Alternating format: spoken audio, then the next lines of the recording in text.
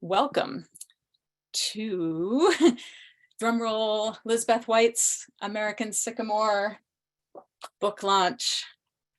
Yay! It's so wonderful to be here with Lisbeth White and special guests Flora Thomas and Tamiko Beyer and Beverly Army Williams, who is a board member for Perugia.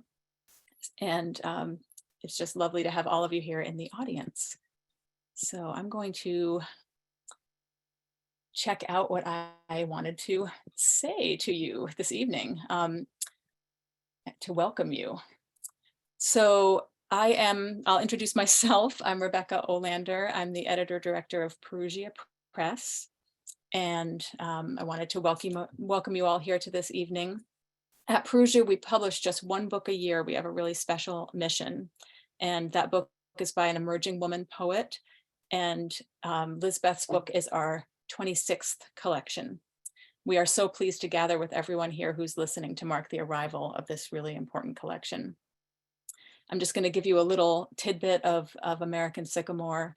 It is an exploration of racial identity and the natural world, rooted in mythopoetics of wilderness and ancestry as sources of trauma, grief, wonder, and displacement in a Black mixed race feminine body. Lisbeth White travels through mythic, biological, geological landscapes, attending to the body and all its beautiful and terrifying questions. Her journey manifests in a poetic helix of recurring bridges, trees, myths, origins, and awakenings. From the bayou to Belgium to Barbados, these poems traverse global terrain while interrogating the dark past present of America. In American Sycamore, the poet examines the Black diaspora, ancestral reparation, and the sacred feminine, inviting the reader and the listener tonight into a deep conversation of seeking and recovery. And our evening together is going to be a conversation tonight between poet Lisbeth White and our special guest poets, Flora Thomas and Tamiko Beyer. I'm going to be introducing our two special guests, and they will each present 15 to 20 minutes of material for you, including their own work, but also a poem they've each chosen from Lisbeth's book that they wanted to share with you. And finally, I'll introduce Lisbeth, and we will hear her read from American Sycamore, also for about 15 to 20 minutes. So just what you know, so you know what you're in for as a program. And the remainder of the evening is set aside for questions and conversation. So the poets might have things to ask each other. If you have things you'd like to know, then we want to start with those. So put those in the Q&A, which is not disabled. And we will get to those with as much time as we can before we're done with time tonight. Let's see, that was about the chat, but I won't read that now because you might not be able to add to that. Let's see. Oh, I wanted to let you know that American Sycamore is on sale. I put it on sale today on our website, and it's going to be on sale through December. And if you order a book now and through December, then this will come to you with a beautiful signed book plate from Lisbeth. So that's something that's really special about in-person book launches and readings, is that you can have the poet sign your book. And so we want to make that possible, even though we're doing it on Zoom. Our first reader, I'm going to go right into our evening, is Flora Thomas. Flora is the author of 3 collections of poetry, including Eye of Water, which won the Cave Canem Poetry Prize, The Rabbits Could Sing, and most recently, Red Channel in the Rupture. A recipient of the Dylan Thomas American Poet Prize, the Richard Peterson Prize, and the Anne Stanford Prize, her poetry has appeared in numerous journals and anthologies. Thomas is a Cave Canem Fellow and faculty member. She regularly teaches at Breadloaf Environmental Writers Conference. I think that may be a connection that Lisbeth and Flora have with each other. And she has received fellowships from Yaddo Atlantic Center for the Arts, Breadloaf Writers Conference, and Sewanee Writers Conference. She earned an MFA at Washington University in St. Louis, Missouri. Currently, she is an associate professor of creative writing at East Carolina University in Greenville, North Carolina. And that must mean you're at the end of your semester, as Beverly and I are. So I really, really thank you for being here tonight to share your work with us. Thank you, Amber. Thank you. It's the perfect transition into the break, which for me means writing. I think it probably does for most of us who are teachers. We come to these breaks and then we dive right into writing. I'm so pleased to be here today to celebrate Lisbeth's book.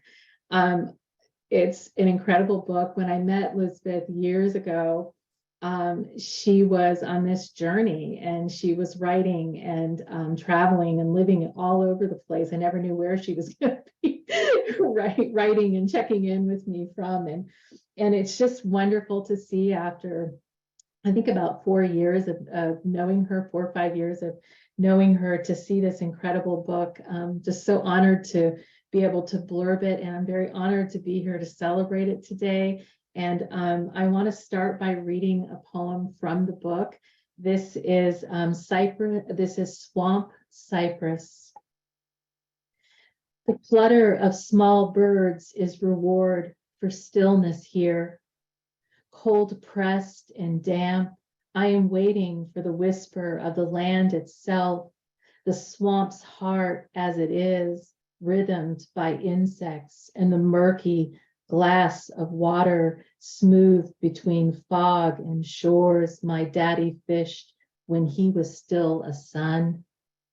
His own father tipping brown liquor, those rare days off in the shallows, barefoot and bare-shouldered, as maroons themselves, those escaped skeletons, shimmering up from the mucky peat, bones bound home in duckweed. I too want this land to save me, to offer me a history that fits snug as a prayer in my palm, that lines up the hurt and lays it into order, sight the slip scar on my left thigh to the dent in my sternum, my whole body a cross-referenced wound. I touch my fingers to the water, to my face, ask it to recognize me. My bones set free might be cypress trees, trunks folded and roots kneeing up pillars to make a sudden temple, just like this one I have entered, barely knowing. Oh, yay! All right, so that's the way to start, because this is all about celebrating Lisbeth tonight. So I'll read new poems. I'm working on a new collection, and so these are all fairly new in the last year. And I'm just going to read, and if if I feel like I need to say something, I'll pause and say something. But I'm terrible at giving those little speeches in between poems, and I'll keep a watch on the time. So here we go. Some ways we live beyond your death. I throw salt over my left shoulder into the eye of a stranger. For months, we can't speak, so we go to the shore and our words come back in the mouths of laughing gulls who steal a bag of sun chips, the foil package ripping a crack in the sky, crisp and feathers stabbing the sand around us. To the gulls, laughter is yes, yes, yes, and celebration crackles like devil bean. I wipe my eyes on the back of my hand. Salt is how the eye sings. I taste its blister when I kiss her upper lip. We fall one rivulet at a time, returning to earth. It's why we sheen when we sweat, our drought circumstance, our thirst in crystallizing. The minerals will out. The reek of sun on our bodies, brimming. To the scuffle. A crab draws in silt, drawing his bluish claw, so it says us, her. We are being summoned to the glut, invited to float, brackish, buoyant, salient at the surface. Waves plant our feet, and we sink to riot in the sand. Then we dive again, swimming out and free. Yes, yes, yes, cheer the hucksters. Salt of salt, mired in the burn and breathing because we must.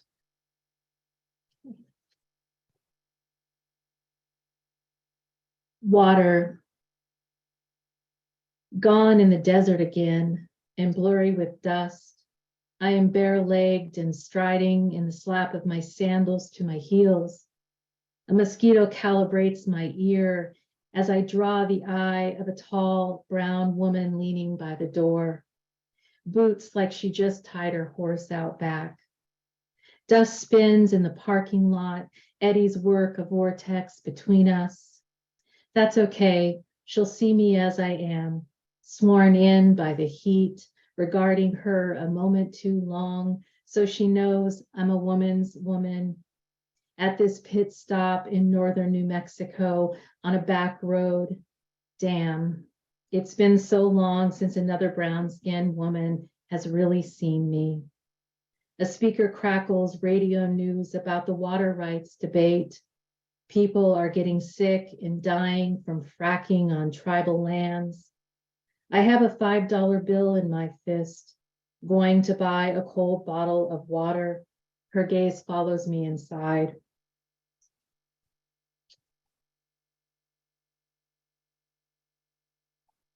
And this is a Pelinode, and I wrote a few of these for this collection, and they're just kind of their returns, but they work by themselves. But for me, they are necessary.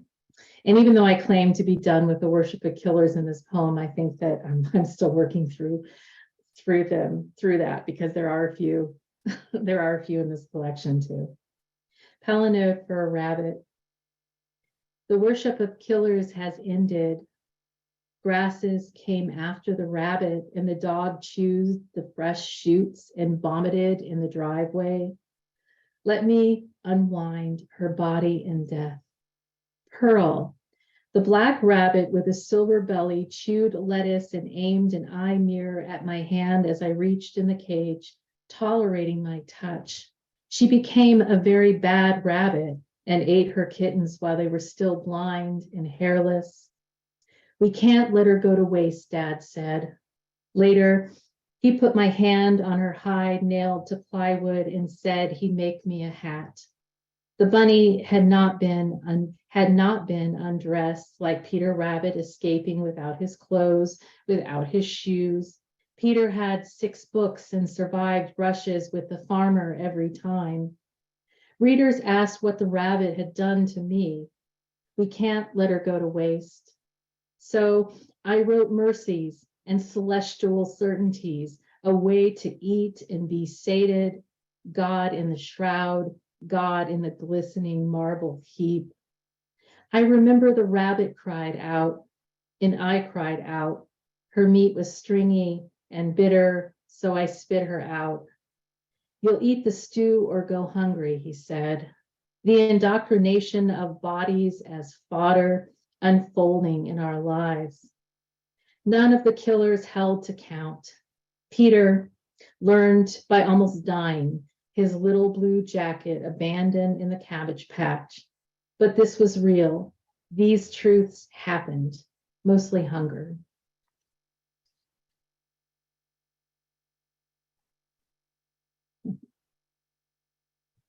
Roar. And this is after Michael McClure's 1964 poetry reading to lions. Michael McClure did a lot of poetry experiments, and I was doing some research in environmental poetry and somehow stumbled on this presentation, and it really upset me. So this is Roar. It is like a man to stand outside a lion's cage and roar into his book of poems while the lions pace and bleat, cuffing swipes at the bars. It is like a man not to be eaten by lions, to have his wits where a tooth dislodges an eye, to have his breath and go on recanting verses where the inhalation bleeds from his chest. It is like a man to hold his book before his face and shout and roar at the page and never look the animal in the eye, where the burnt light, yellow grass, the whole heat of an unending summer still figures around the pupil. It is like a man to roar into his book about the idea of roaring while the lion says, "Brr, brr." Their agitated striding and stamps stopped by the bars as they try the metal lines of iron with hot red tongues. It is like a man to never look the animal in the eye, never look the animal in the eye, never hear the mewing fear beneath the growl at the San Francisco Zoo for this special poetry experiment for the dim cousins of incarceration, enslavement, and dislocation. Dear poet, shouting verses at caged lions, is this your revolution? To not be on your knees in gratitude to the iron of captivity that you hold, that you keep your throat, still hold your breath in exhalation.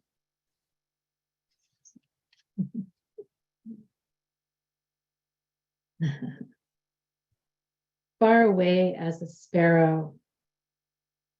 This is the season to forgive myself and listen to the sirens growing quieter on the highway out of town, to rest the arrow and the bow at my feet. I try to take off, and it's like a sparrow branch hopping through cherry blossoms. That's as far as I get. I turn my hand over and stare into the flushed land, braided rivers fading to tributary. Once a lover kissed my open palm, her dry lips breathing into the reeds like she'd tell my fortune. I've never known a woman's heart or the work needed to be loved by her. Forgiveness starts far away as a sparrow nest making in spring, twig and horsehair carried bit by bit into shrubbery. Used to be, my father said, keep your eye on the sparrow every time I'd leave. My back already turned, car key pointed in my palm. Suddenly, I'd think of a sparrow's eye, that black needle working for an exit. Later, I'd see the birds scattering out of the road, defeated.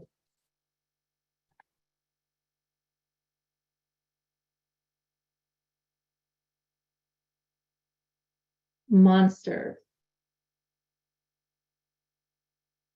I swore I wouldn't be the animal again, but I clawed at my brother on the porch steps, lining up my breaths between each word. Bullets healed out of my hide as I looked from him to the tree line south where he said Mom made him bury them alive. Maybe the hole wasn't deep enough. The animal swung her hindquarters and pulled her lips off her teeth, nickering by the porch until I got her to the feeding trough.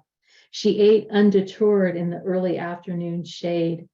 My brother rubbed his fist after swelling tears. A cowlick of sun-scorched hair stood up on his crown. He didn't know how to be an animal. He leaned on the shovel and told me he could still hear them crying underground afterwards. Lightning tore into me then. I saddled my animal and got away. I rode her on the fire roads to Salmon Creek, clucking if a branch shimmied or a twig snapped, so she'd say, so I could stay mounted and unstartled, riding. 3 days later, I went to dig them up, but couldn't find the grave. It was every time I looked at Mom, I dig them up, seeing something secret and awful in her eyes. We got so far out, it was dark by the time I reached our driveway. I hopped down and walked her the rest of the way. My animal had worked hard. Foam gathered at her licks. Waters and salts greased the saddle. I knew I'd run something out of her. She was thirsty. She was hungry. I fed her an apple from my bag. Mom shifted her eyes on the dark porch, but I saw the red mouths panting under her coat, felt who had followed her out of the woods. She wore their preening glaze in her pace. Where had I been, she wanted to know. Where had the horse carried me? And then August moon. The moonlight has teeth, biting and smiling in every wave. Under there, the bass and shad are swimming up to the surface, mud on flank, eyes thickened to murk. Grimacing canines, come, taste the humid suck of summer, drink at the shore.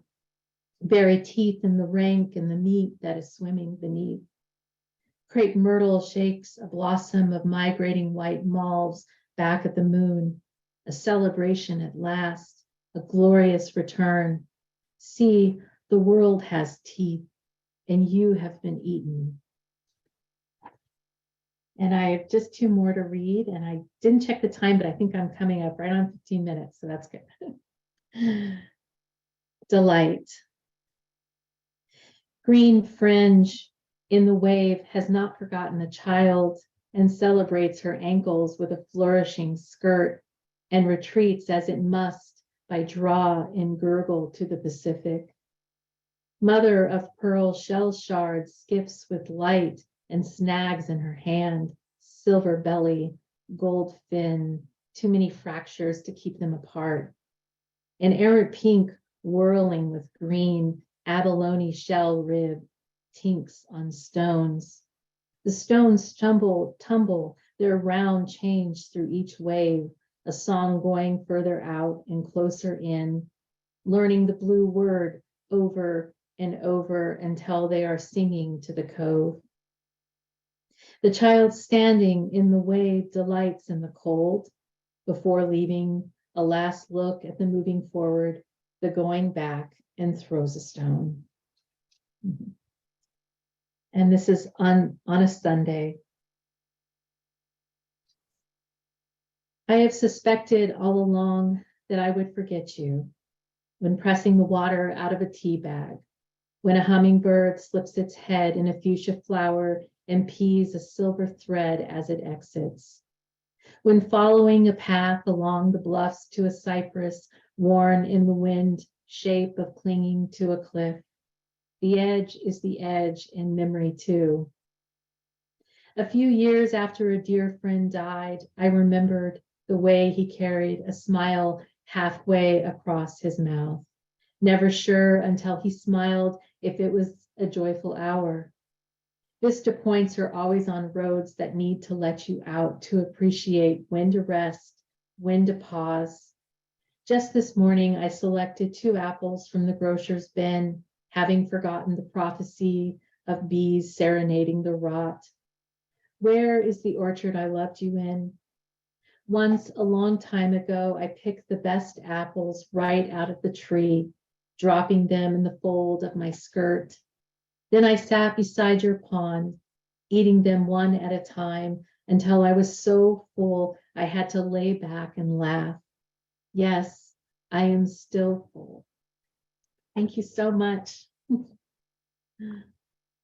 Amber Flora, that was so beautiful. I know I'm joined by 50 other people who think the same. That was gorgeous. Thank you so much. So much about hunger and sustenance. And I feel both satisfied and sated, but also still hungry for more. But we have such a full evening. So that was the perfect, I don't know, first course to our evening. Thank you so much. I'm so grateful, Amber, Flora, and Tamiko, that you're joining us this evening. I did want to give a special shout out to Amber Flora for writing for the back of this beautiful book. And I won't read the whole blurb, but Amber Flora wrote, "The poems in American Sycamore are talismans. We need them for the long journey toward belonging somewhere and somehow. And I think we really, I think we do, and we need poetry for that. So thank you, all three of you, for bringing that tonight. So lovely. We're going to head to our next reader, Tamiko Beyer. And Tamiko is the author of Last Days, which won the Lambda Literary Award and is published by Alice James Books. And We Come Elemental, also Alice James Books. She is a co-editor with Lisbeth White and Destiny Hempel of the forthcoming next year, I believe it's May 2023, of Poetry as Spell Casting, Poems, Essays, and Prompts for Manifesting Liberation and Reclaiming Power, from North Atlantic Books. I cannot wait for that book. Her writing has been published widely, including by Denver Quarterly, Idaho Review, Black Warrior Review, and Georgia Review. She has received awards from PEN America, Lambda Literary, and the Astrea Lesbian Writers Fund, and fellowships and residencies from Kundiman, Hedgebrook, and Vona, among others. She publishes Starlight and Strategy, a monthly newsletter for shaping change, and she just featured Lisbeth in Starlight and Strategy with a really beautiful prompt, something similar that Lisbeth used with students when she visited me. So if any of you were in the audience and you want to check that out in print, check out Starlight and Strategy for that and many other beautiful things. She is a queer, multiracial, Japanese and white, cisgender woman and femme, living and writing in on Massachusetts and Pawtucket land. A social justice communications writer and strategist, she spends her days writing truth to power. So I can't wait to hear Tamiko read to us her truth and with her powerful words. So Tamiko, I will turn it over to you. Thank you so much, Becky. And I'm so excited to be here and to be celebrating Lisbeth's book.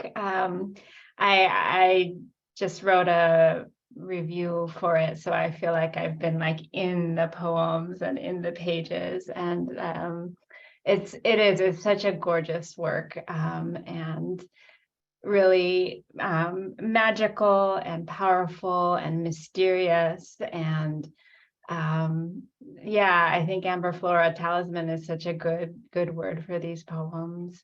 They're very, I found that I just like would keep returning to them over and over again, and finding new things and finding another piece to carry with me into my day. So thank you, Lisbeth, for writing such a gorgeous book. And yeah, well, as you heard, Lisbeth and I are working on this book, Poetry as Spellcasting, which has been a years-long adventure, and we're getting so much closer to having it out in the world, and it's just been such a joy and pleasure to be on this adventure with Lisbeth. So happy to be here tonight, and to read Shining Rock from American Sycamore. It was hard to choose which poem I wanted to read, but this one really spoke to me, and I didn't get to write about it in the review because I was writing about so many other things, especially the bridge poems, which you all should, check out, because as being a multiracial person, I was like, oh my God, these poems, these were the poems I wish I had when I was growing up and trying to figure out my own identity. So that's just like a sneak peek for all of you to get the book and read them. But okay, so Shining Rock. Shining Rock, the heart has its company, but the body its own loneliness. Haven't I pled to be saved from it before and again by these very mountains? Footing myself through rocky inroads, meadows bristling, wild blueberry, brow taut from sun-clad heights. Scrambling quartz, boulder glistening, I slip, slam my chest and become ecstatic. The crush of stone against sternum, as if together I had just made the swift tumble of clouds between peaks, the blue mountain, its shining rock, my roiling heart, each thunder long buried, rumbling to the ready curve of sky. I will take now what the mountain has taught, the quick flint shift of wind and what it carries. Smell of storm like a promise, my own greening body. I know I must become still to pray. I must understand my own breath, how it moves and how to move it. I must be able to call it slow and deep, push it from the solar plexus, catch the current for where I want to go. Summon the words most important to me. Now cast out the vision for my life. Now grow the bones I need for wings. So beautiful. So yeah, now I'll read some of my poems. In my book Last Days, I think a lot about wings and humans as well. So I thought I would read, I would start with the first poem in the collection. It's called What It Means to Be Human. Yeah, I'll read it. What it means to be human. Remember when we were very young, we could disappear and then reappear in the next room? Our animal muscles have galloped along in spite of our flawed sense of time. I'm the magic of a raised fist. We break so easily, rib, shoulder, psyche, suddenly, or over the drag of decades. Then a beloved lights a match. A stranger brings a glass of water. One by one, we touch our fingers to our wings, and then the steady thrum. Kind of going along the bird human, what wing feather train. The last couple of poems in the book, I was imagining like a new race of creatures, which are humans and birds kind of merged together, and in like a post-apocalyptic moment where we need to like lift off and fly off. And so I'll read those last two poems. Genesis, Featherling. 1. The word untethers itself from root, from soil, floats on the first breeze. Water was a mirror, and then it was a lung, marsh grass swaying with every breath. 2. Salt residue on my tongue. The moon blooms and thins. The ancient cotton across my breast shred. Muscles lean, joints supple, godlike. I know there are others, hungry, in this marsh or the next. The red-winged blackbird trills. I do not see it. I do not see it, but I hear it. I hear it, and I know it is kin. 3. First migration south, constellation-led, sun-bound. Pray the sky our wings. And this one's called Murmuration. I was born golden out of the belly egg. Microbes and parasites said, nice to meet you, Featherling, said, share and share again. And I did because it was the right thing to do, and what else did I know? Humans were never meant to fly, birds were never meant to speak, yet here we are, wings skimming updrafts, warmed by ancient asphalt. I catch a thermal and rise and rise and rise. Under the sun's gaze, every muscle, every feather shaft shifts awake. My blood pulse trills a steady boom, boom call to the flock. We meet mid-air, family and strangers, a dark turning, a dark net turning across the sky. Mystery of mutation, an exultation of human birds wheeling above disintegrated cityscapes, our voices blending into gathering song. Dear planet, dear Earth, when we alight, we will thread the dirt with our beaks, skim the water on our bellies, land on new grass with tender feet.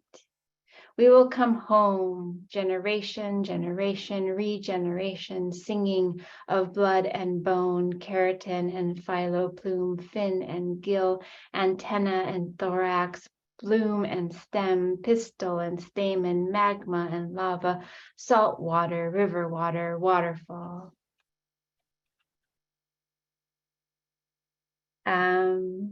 I think I'm going to read a couple new poems that are not in the book, and then I might end with a final poem from the book. We'll see how the time goes. But this one's called Churn.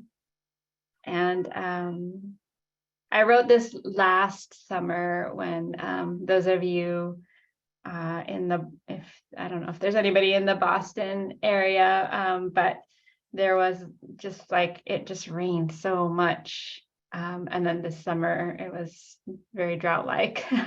So I started writing this during the like rainiest month, and then revising it. I take a long time to revise poems, so I was revising it during the drought. So it was an interesting process. So it's called Churn. Sputter and flame in the midday gloom, another summer downpour soaking the screen door. I touch lit match to candle wick, wettest July on this New England coast, according to graph makers and record keepers. The ants have their own history of scrabble and sting, their own timelines of sediment, scent, and shallow bath of breath. They sing into the ground, sing into themselves, sing into their many-bodied pulse. What's the sound of the ants' collective heart? I don't pretend to know, nor why they didn't attend to the peonies this second pandemic summer. No swarms of legs and mandibles collecting seeping sweet from tight buds, no tiny bodies loosening the layers. All I could do was hope, and wrap wire around the leaves, offer the flowers a place to rest their heavy heads if they blossomed in the churn. And yes, the petaled clouds did open on their own time, creating layered rooms of perfume to wander through. Then the rains. Before the wreck of wind and water, I cut 3 stems for the altar and its silver blue cloth. Placed the vase in the center as offering. This will not be the last time it will rain this hard, nor be this hot. Soon we will stop saying the hottest year, the wettest year. We will be the churn, setting the graphs on fire, marking the records with our collective breath, singing into the emergence of what comes next. Life in the mandibles, life in the root hairs, the ants, the rain, the peonies, certainly the milkweed who assert a new shoot every time I turn around, singing the same ongoing, insistent song.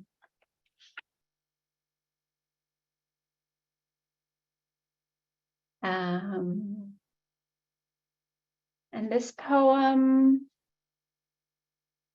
I'll say that every Halloween or Samhain, my partner and I do a ritual where we make a feast of food that we think our ancestors or know our ancestors would have liked. So it's like Japanese, German, Irish feast, and then we set a place for our ancestors at the table, and then it's a silent dinner, so we don't talk to each other. We just eat and commune with the folks who want to come visit and eat with us. And so that's kind of where this poem started. And yeah, there's a Japanese word in here called, it's ofuro, which is bath. And my mother, when she was growing up, lived with her grandmother for a while, and in this very old house in Hawaii. And the ofuro was outside. They had to like warm it up by lighting a fire underneath it outside. So, okay. Because death and birth are of the same stream, I set a table for 3, ladle the soup into the blue bowl for her, the others, the ones to come. Beside it, a small mirror and an ocean stone. Spirals of light shine up from the glass, my own face, hers. Evidence of her in my hair drifting into gray, the lines creasing at my eyes, how I rest my curled fingers against my lips as I listen to stories etched in decades. Women who make magic rooted in doorways and threshold gardens. In my cupboard, a jar, Eastern white pine needles suspended in honey. Here the fish cake, here the bowl of white rice. All day the sun tried to come through. All day it failed. Now, evening, and I am her scowl. I am the slippers on her feet scuffling across the worn kitchen floor almost a century ago, thousands of miles away. Outside, the kindling catches fire under the ofuro. Yellowing newspaper. Humid bougainvillea blossoms drop to the earth. I pluck a splinter from my palm. Another prayer bends its knees. And I think I'll end there. I'm just about at 15 minutes. So thank you for having me. Oh my goodness. Talk about spell casting, Tamiko. That was beautiful. Thank you. Thank you so much. Oh, I want all of your readings to go on all night, but I know we have much more beauty ahead. There was more feasting there at the end. That was lovely. Those new poems. When are we going to be able to ever see those new poems? Are they at the beginning of a new book making, do you think, or have you been gathering for a while? They're in poetry of spellcasting. So. Oh, okay, excellent.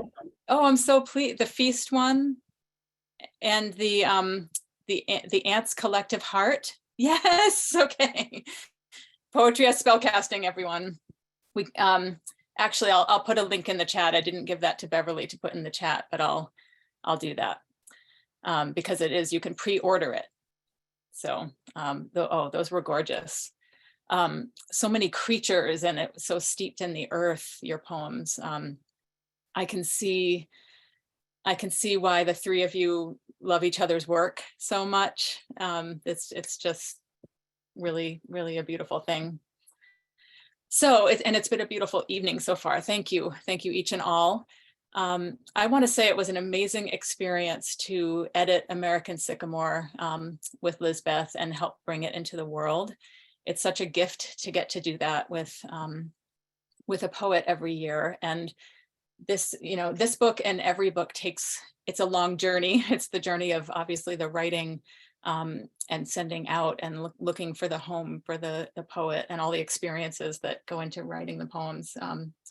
And then the book itself is a journey, and that happens one at a time every year. And it's really, I just want to say thank you again to the audience who's here. There are at least 6 other Perugia poets listening in whose books have made that journey in years before. Oh, thank you, Beverly. You got me. Poetry as spellcasting is in the chat.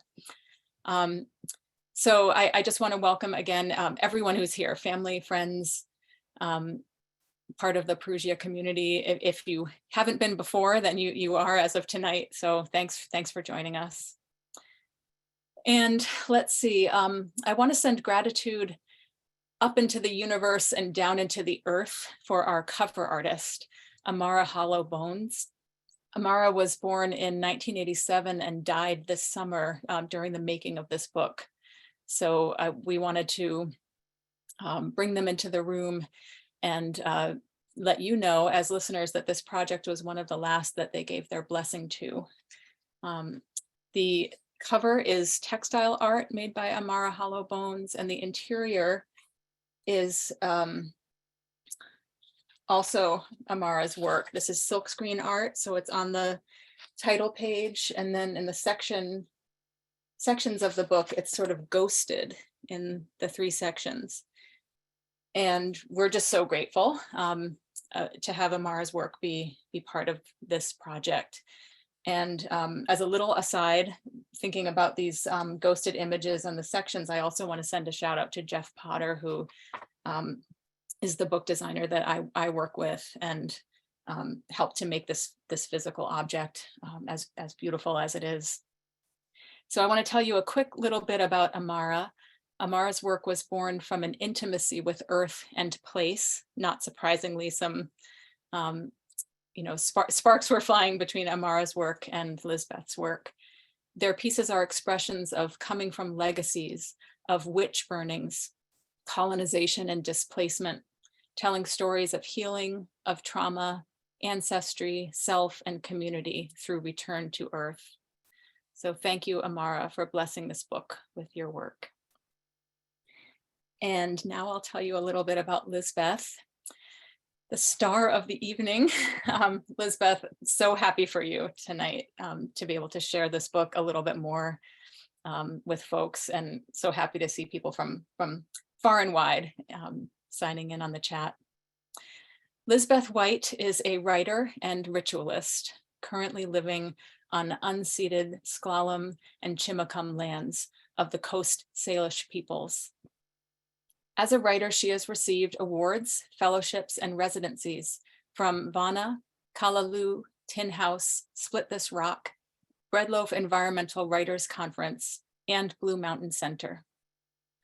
As a healer and ritualist, she has been a facilitator of community-based healing justice work, utilizing arts and earth-based practices within social justice organizations nationwide. She is co-editor, as we have mentioned, with Tamiko Beyer and Destiny Hempel of the forthcoming Poetry as Spellcasting, Poems, Essays, Prompts for Manifesting Liberation and Reclaiming Power from North Atlantic Books. American Sycamore, winner of the 2022 Perugia Press Prize, is her first book. We are so honored that it found a home with Perugia Press. Congratulations, Lisbeth, on your new book. I give you Lisbeth White. Oh my gosh. Hi. I don't know what folks can see in the webinar, but the panelists were like, this is very sweet. Very sweet to see. Wow, I feel so full and a little bit shy because it's a lot of attention and somebody called me a star and that just feels a little crazy, but I'm working on receiving, so thank you. I'm so happy to be here, and Amber, Flora, and Tamiko, thank you so much for reading. I just, hearing your words again was just very validating and reminded me of why I love your work so much.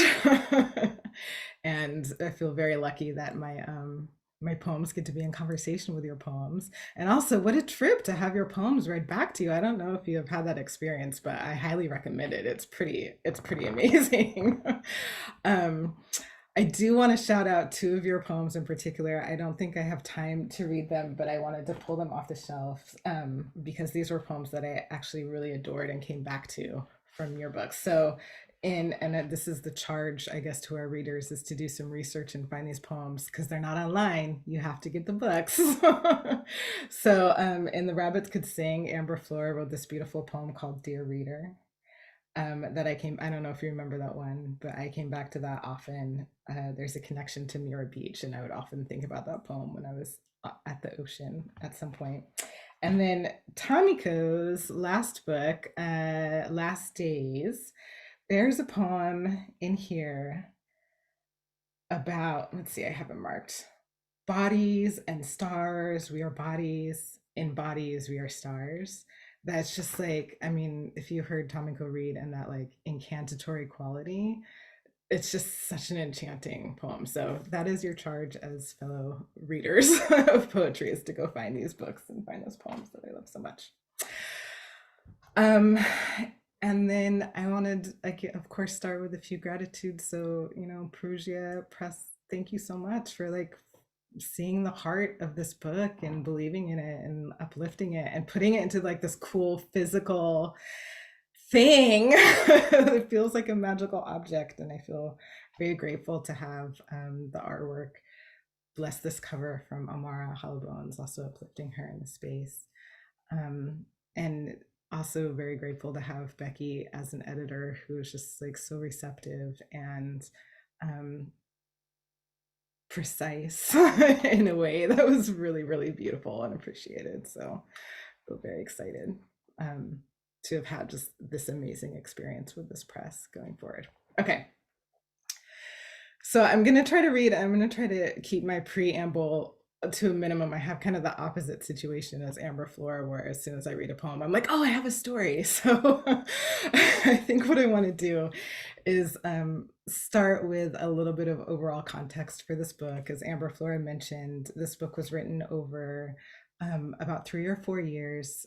I call them my nomad years, which were some years where I was pretty much on the road and traveling. I think the longest I stayed in some place was maybe 6 months. And I was abroad internationally and in the US and traveling to just all kinds of different landscapes and homelands, both ancestral and spiritual, which are distinct and very precious things in and of themselves. And the query that came, well, there's lots of queries in this book. There's a lot of questions that I'm circulating around. But one of the main things that I think is at the heart of this book too is this really deep noticing and experience I had of how bound up our wounding is. And by our wounding, I mean both the earth's wounding and our wounding as human beings, and where they are very intricately connected and inform each other and play with each other and heal each other as well too, right? So the poems I'm going to read are very much kind of speaking and attending to those questions.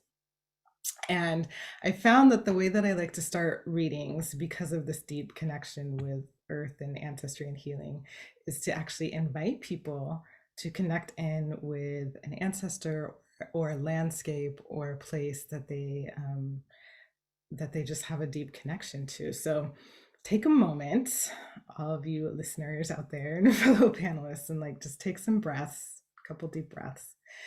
And if you can close your eyes, go ahead and close your eyes. And just take a moment and really let yourself remember or come into contact or imagine a place that you have felt deeply connected to. And maybe it's a homeland, maybe it's an ancestral homeland, maybe it's some place that you visited once, but really, really vibed with. And just let yourself really feel that connection to that place. How do you feel when you're there? What does it look like? What does it smell like? What does it sound like? What does it feel like? Right. And just let that come up into your being. And if it feels okay, you can also connect in with maybe an ancestor that also has a deep relationship to land or the earth. And just bring those forward, hold them in your heart. And if you want, you can put the names in the chat. And as we go forward and I go forward reading, just please know that all of these poems are going to be honoring this connection that we have with the land, with our ancestors. So you can fill up the chat, come back a little bit and fill up the chat with those if you feel so called. And I'm going to start by reading the first poem in this book, and is the first poem of this book, very literally, in that it's the very first poem, but it's also the poem that started the writing of this book.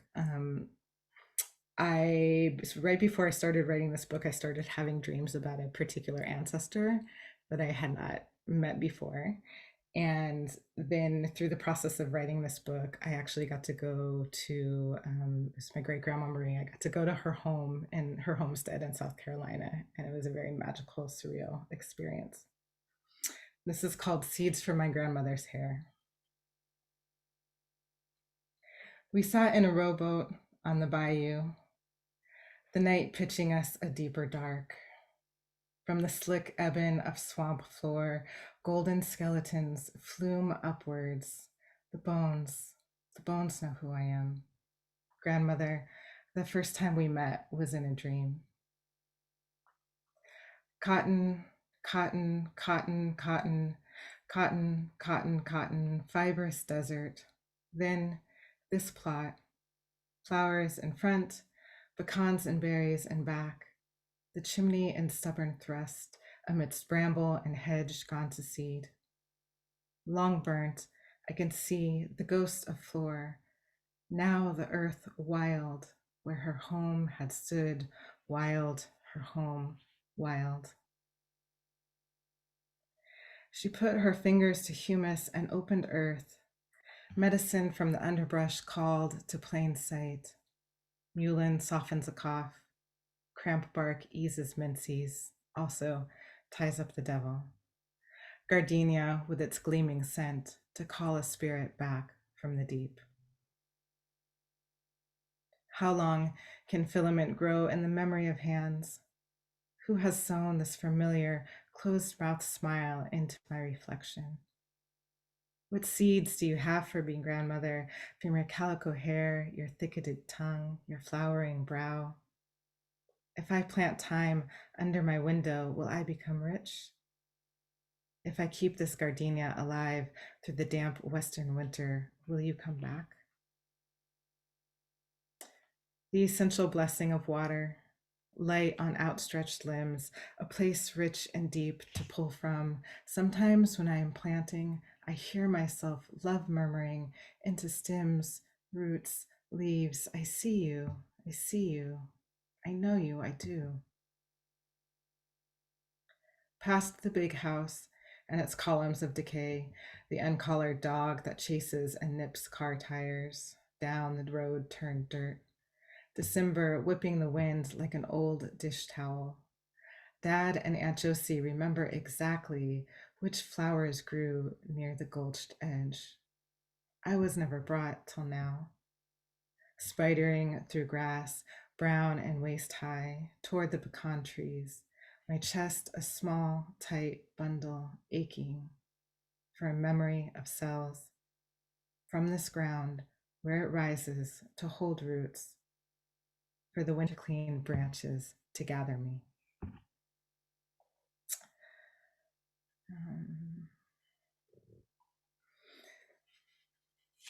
So the next couple of poems I'm going to read are along the lines of our kind of bound up wounding, and really move into places about how the earth and the natural world kind of gets implicated in the wounding that humans do to each other. This is called Hull. At the end of the field are tracks. Train, metal iron, sound called whistle, a blare that splits air, warning, edging along these stretches of cotton, cut low and brown from winter, white stuffs webbed and molding. They say so much is wasted using machines. Walking down rows, I want to take my clothes off, strip cotton sweater from my shoulders, cotton jeans from my thighs. I pick a small piece, marvel at its fluff, the resilient web, as I pull the bundle apart, but how it binds to itself.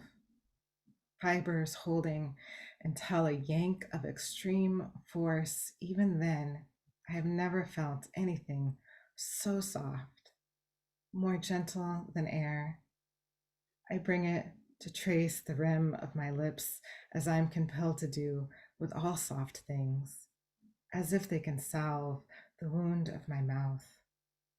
My father picked this as a child with his sisters, even younger.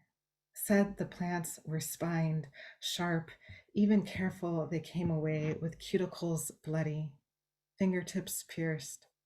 I try to believe him with this softness in my hands now, so ethereal. I can't tell if it is here or evaporating like memory. Angelic, this bud used to swab Wounds, swaddle babies, clean the very blood it pricked forth. The train cracks, its horn again, chugging its sound of movement, of going through this field of known pain, this field I want to be naked in. What am I doing with what I know of history when I slip this small piece of raw cotton into my tank top, against my breasts, its smoothness enveloped? I can't feel its difference from my own skin.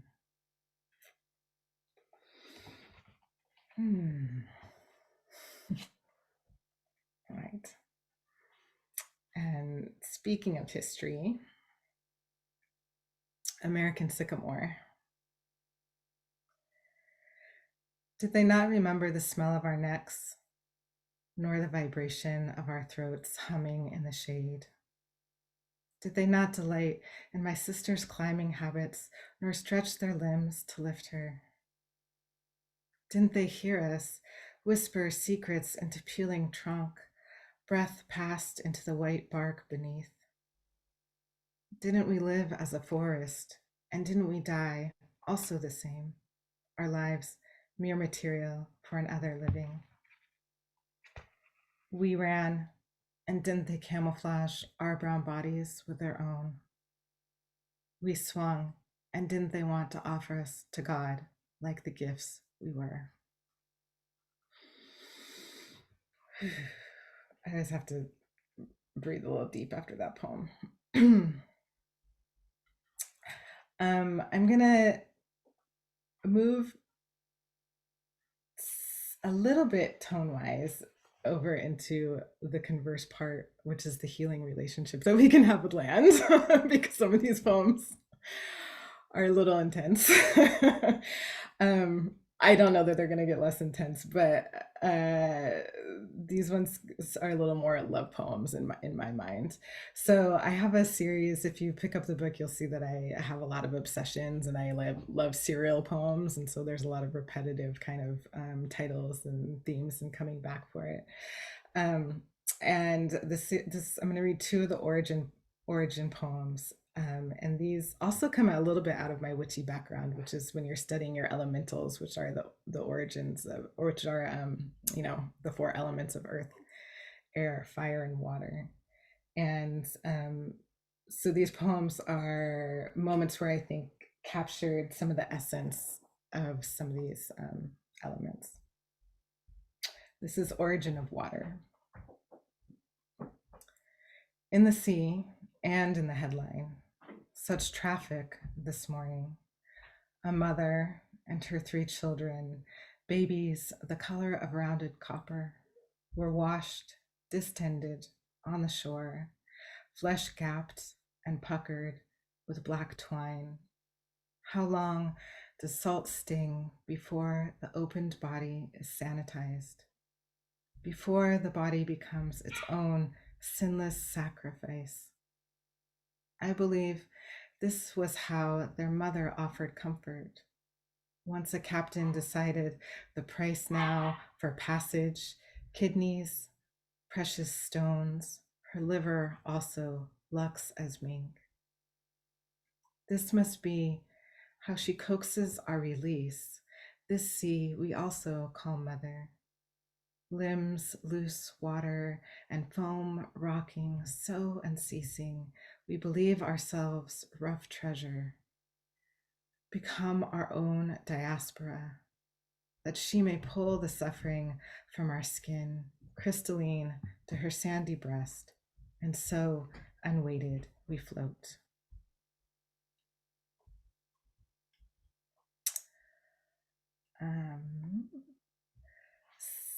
So this next one is Origin of Air, and this is actually an Amber Flora poem. This is a poem that I really wrote and extra fell in love with in workshopping with Amber Flora.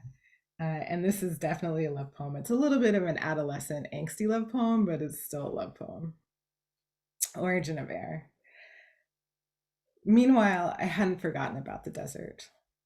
The blue grasp of sky lifting everything, chilly skins roasted crisp, leaves furling their browned deaths, everything willing to lose itself of gravity.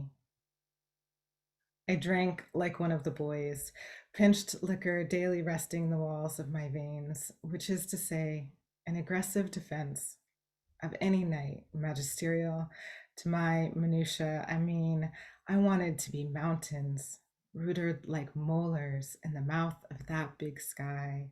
I wanted to be the mesa's mare, Satine and mane coursing, to pound my wildness into flesh and call it freedom. How could I know then of stillness so deep that land arcs itself through the body? Miranda's puppy died of a black widow bite. We claimed, then traded lovers like they were shared sheets. Someone several times took needles to their skin. There are ways I still hear wind, as if it's curving off a canyon wall, dusted red with whistle, and expect Jessie to come ambling through a guitar string, plucking at my pulse the way I will always wish a lover to do. I won't say something long and low didn't crawl aching into my chest each time a coyote sent its yipped bellow across the night. I won't say that, perched on some mountainous hook of the Sandias, dusk of land sprawling alive as an exhale, I didn't want the wingedness of a Morrigan or a saint. All that expanse sirened me to it. Heat whispered the flight across my shoulders. I never even wondered how to give myself over. I never even questioned the wind's catch. So anybody who's been to New Mexico should probably feel that poem. I think I'm just gonna read one more. And this is also, this poem is also definitely a spell and a blessing. So this is my shout out to Tamiko, who has also seen this poem before. It almost made it into Poetry as Spellcasting, veered away. This poem is part of a series called Awakening of Stones, which is actually a series of poems that's written in the form of a research paper. So there's like an outline and an abstract and a results and all of those kinds of things. And this part is the methodology. So the main question of this series was, what does it look like for all of us to walk around the world knowing that we're beloved and that the earth loves us? And this is the methodology, which means it's the practice. It's how we put this into practice. Awakening of Stones methodology. It is the night that bears our morning. So first, bathe under the night sky. Best if there is no moon. Make a tea of bark and bay leaves, or whichever trees remind you of your grandfather and your son, even if you have neither. Pour it over your head, then wrap it tight. So when you awake the next day, bark in your hair, the sun will alight on your beauty and the nature of things. Justice work is to be done in broad day, when the sun is highest in the sky. In the place it feels like it will burn you, that is where to stand. Set a circle with red, black, and white candles, unlit. Dab oils of white fir and cedar wood onto each index finger. Point one finger up, one finger down to the earth, one finger up to the sky. Throw your head back. Open your throat to all your ancestors. When the cry begins, let it rake from your esophagus all choler and affliction. Throw the cry into your hands. Then fling your palms to the sun. Catch the song that lands in its place. This is a song to sing divinity back into the memory of the soul. To sing divinity back into the memory of the soul. To sing divinity back into the memory of the soul. It is your song. It is your song. Sing it often. Thank you. Thank you, Lisbeth. Oh, just gorgeous. Thank you for bringing us into song and centering us with your work and your words about ancestry, and that was a spell. Thank you. So I hate to break the spell, but I'm going to invite us to have a little conversation. I want to invite people to add questions to the chat if you have them. I've kind of looked and there aren't any so far. And the poets, you can feel free to jump in and talk to each other as folks are thinking about whether they really have a question. We don't have too long, but we have about 15 minutes to spend. So it would be lovely to just have this widen out into a little conversation, so we don't have to just end the Zoom moment. So I guess I would invite maybe Lisbeth, since you just read, maybe Tamiko or Amber, Flora, if you have something that the reading made you want to ask another of the poets. Amber, Flora, why don't you go ahead? Sure. So Lisbeth, how have you been celebrating this new book? Like, what'd you do? Did you have what have you done? The celebration's a big part of getting your first book. Any book is a celebration, but what have you done? Oh my gosh. I don't know. I mean, I think I had a little meltdown when I got the book does that count as a celebration? A small meltdown. We're here for all of it, as Zoe said in the chat. So hey, Zoe. Actually, the first thing I did was I actually put one of the books on my ancestor altar, because one of the teachings that I got when I was, being learned was that whenever you receive something, you give it to your ancestors first. And this book came so much out of my ancestry, right? And the line, and so I wanted to offer some gratitude for, for them for talking to me. So I did that, and then I'm gonna go out after this.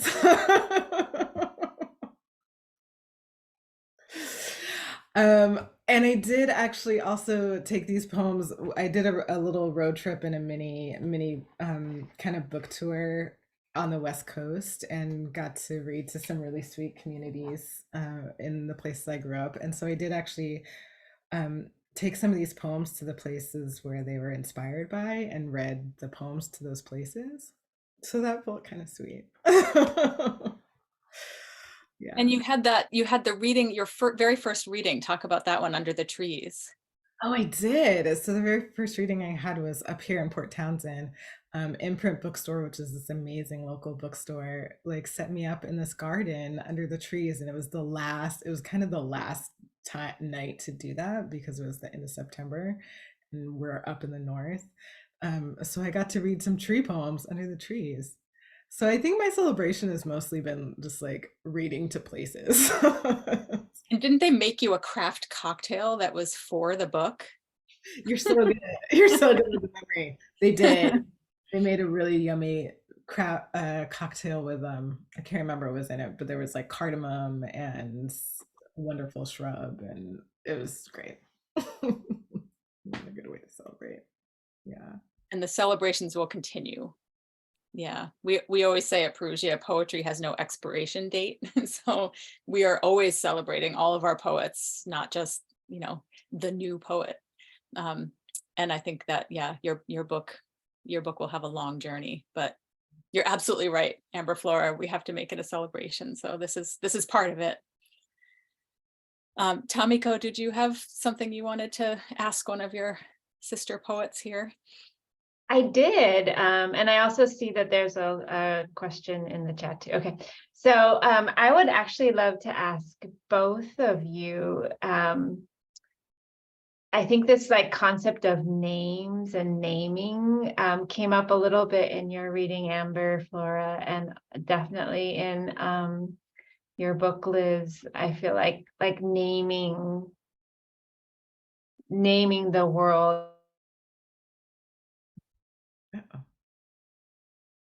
as a sacred act, or an act of offering. Oh, it looks like my internet isn't, sorry if You're I'm back. breaking up, but okay. Did you hear my question, or should I rephrase it? I'm basically just wondering if you want to speak anything about like naming as a sacred act or an offering and how that plays into your work.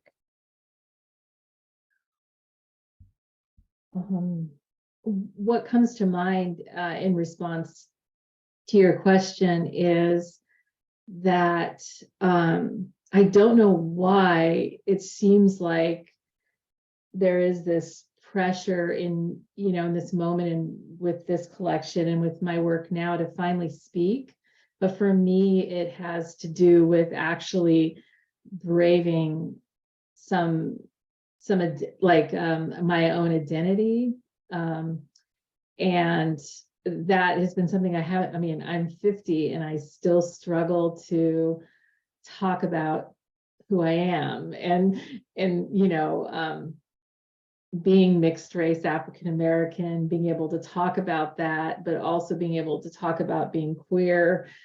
Those things have been challenges for me my whole life, but also being able to just say it clearly, that it feels like this is, I think it comes out of this passage that we've been in since, with all these variations on truth, that we really have to name things very clearly. And people will still, not believe you, but, I think that it comes out of that too. I have to think about it a little bit more, but those are the things that come to my mind. Yeah. I actually kind of want to ask you the same question back, but but I'll answer a little bit first. I keep finding, not just in this book, but also as I keep going forward and writing more about landscapes, I keep having this sense of just the layering of history and how many different names places go through. And Amber, Flora, you're talking about identity, and I've also gone through this thing of calling myself, trying on different terminology and calling myself different things. And so I can't help but think about, what happens when lands go through all these different names, and which aspect are we connecting to when we're connecting to a specific name, right? Because I guess I think of myself that way too, like some people call me Lisbeth, some people call me Liz. I have very distinct boundaries around that, right? And I think it's important, especially in this culture, as we like, there's such an honor and respect that comes with using the names that people desire for themselves, right? And also, in landscapes, how can we tell what they desire for themselves too? Always questions. Thank you. Let's pass the baton to Tamiko on that same question. And then there's one question in the Q&A and one in the chat. So we'll try to get to both of those and then probably close. That's funny to turn the question back on me. Thanks. Yeah, well, what you were just saying at the end there, Lisbeth, made me think about how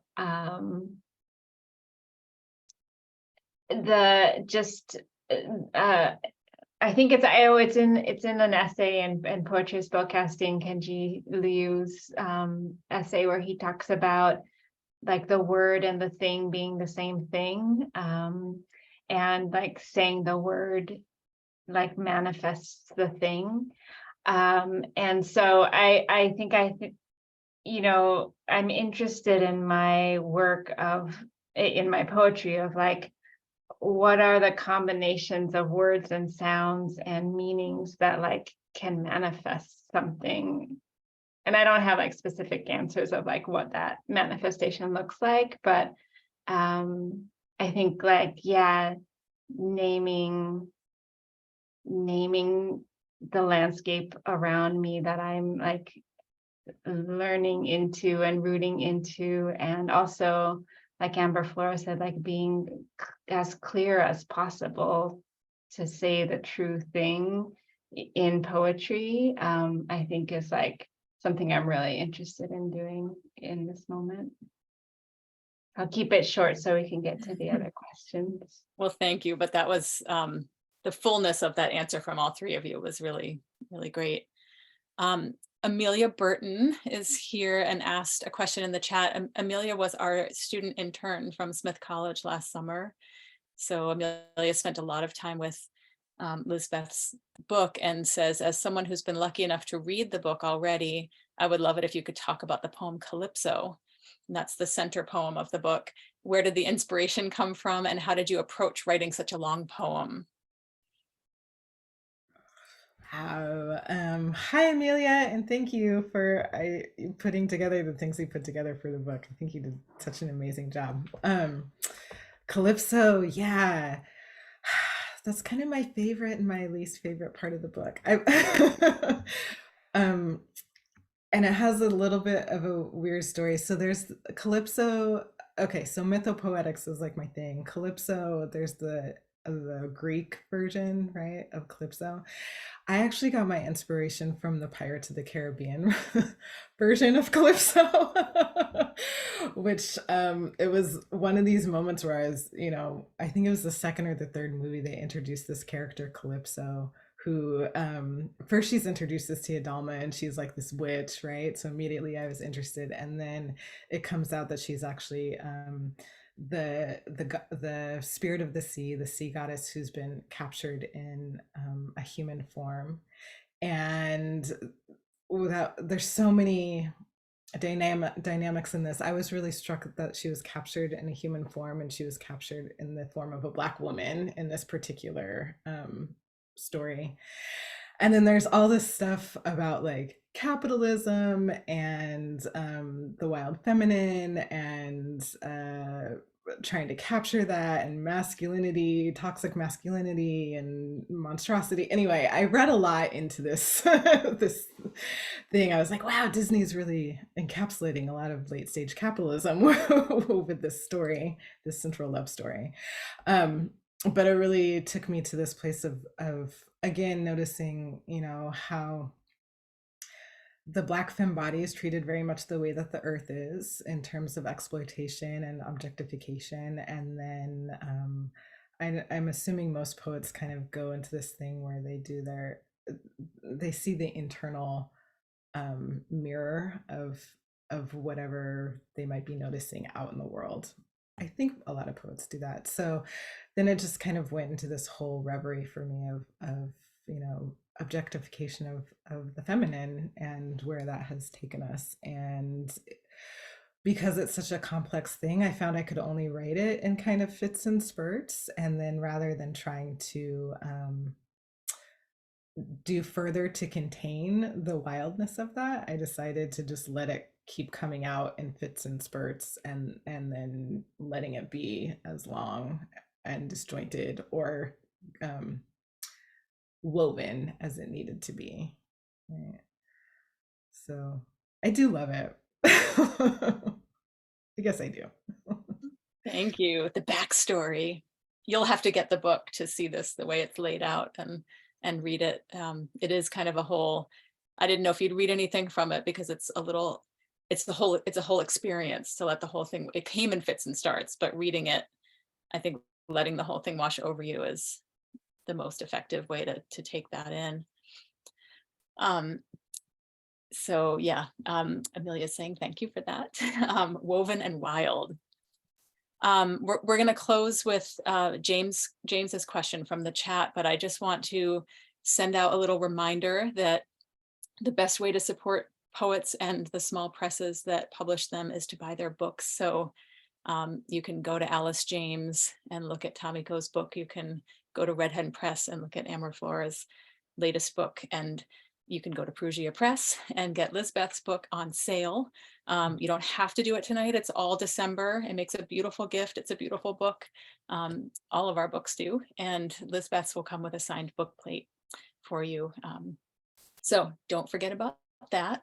And going back to James's question, which is, I think, a nice closing question. And I'm just trying to scroll back to it because some new things came in. Here it is.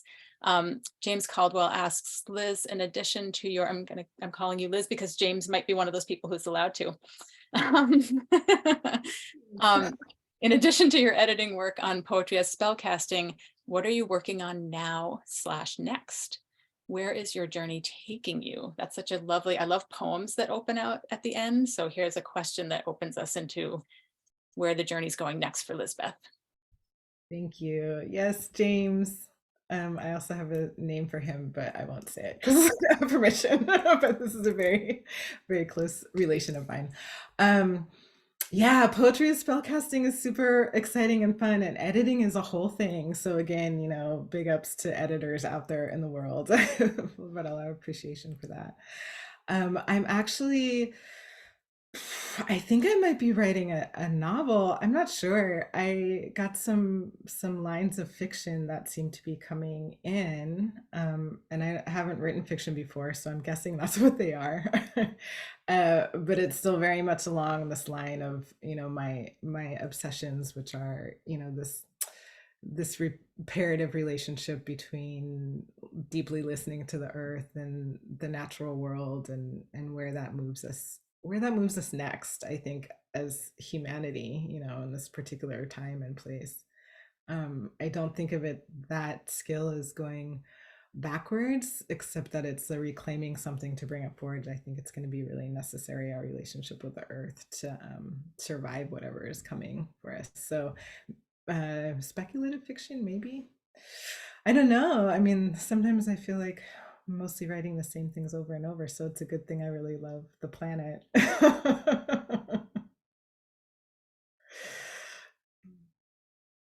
Well, I don't know if I'm changing us back to gallery view. Thank you, Lisbeth. That's perfect. That deep attention that you were just referencing. That's what we're all doing tonight, being together and listening to poetry and to poets. So thank you all for being here for this. Even though we're on Zoom, it's very warm, and we know you're out there deeply attending to this beautiful work. So thank you for supporting the poets. Poets, thank you for supporting each other and Perugia and being part of this night. I loved everything, and I'm so grateful to have you part of this book's journey. So feel free to unmute for a moment and just maybe we can have a round of applause for Lisbeth and Tamiko and for Flora, especially Lisbeth, for your new book.